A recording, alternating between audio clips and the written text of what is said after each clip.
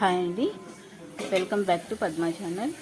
మరొక వీడియోతో మీ ముందుకు వచ్చేసింది మీ పద్మ.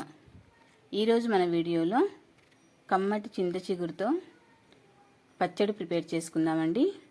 వర్షాకాలం రాబోతుంది కదా, వేడి అన్నంలోకి ఈ పచ్చడి వేసుకొని తింటే చాలా బాగుంటుందండి. ఇక లేట్ చేయకుండా వీడియోలోకి వెళ్దామా.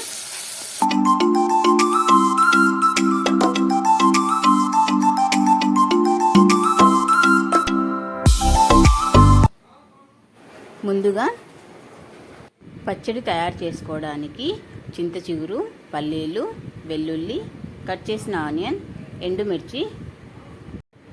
ఇప్పుడు గ్యాస్ ఆన్ చేసి ప్యాన్ పెట్టి ఆయిల్ వేసుకొని ఆయిల్ హీట్ అయిన తర్వాత 1 స్పూన్ మినప్పప్పు, ఎండుమిర్చి, పల్లీలు వేసి వేయించుకోవాలండి.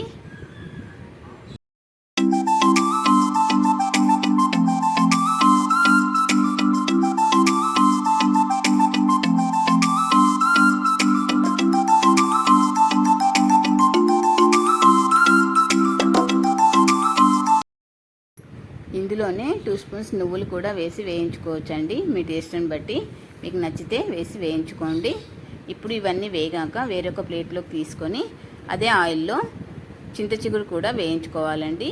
చింత చిగురులోనే ఆనియన్స్, మనం కట్ చేసుకున్న ఆనియన్స్ కూడా ఇందులోనే వేసి ఉడికించుకోవాలండి.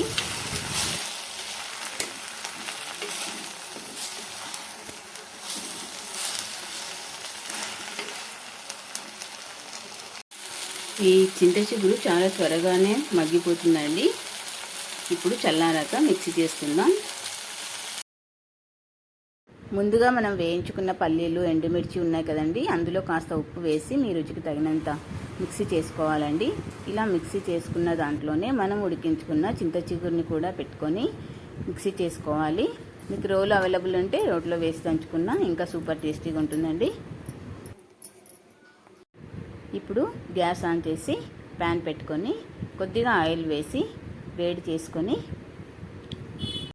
జీలకర్ర, ఆవాలు, శనగపప్పు, మినపప్పు కొద్దిగా వేసుకొని కరివేపాకు వేసి మనం మిక్సీ చేసుకున్న చింత చిగురు చట్నీని ఇందులో వేసుకోవాలండి. కాస్త ఫ్రై చేసుకోవాలి.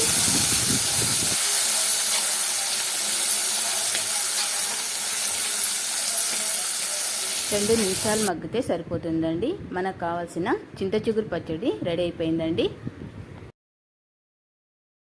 వేడి అన్నంలోకి ఈ పచ్చడి చాలా బాగుంటుందండి.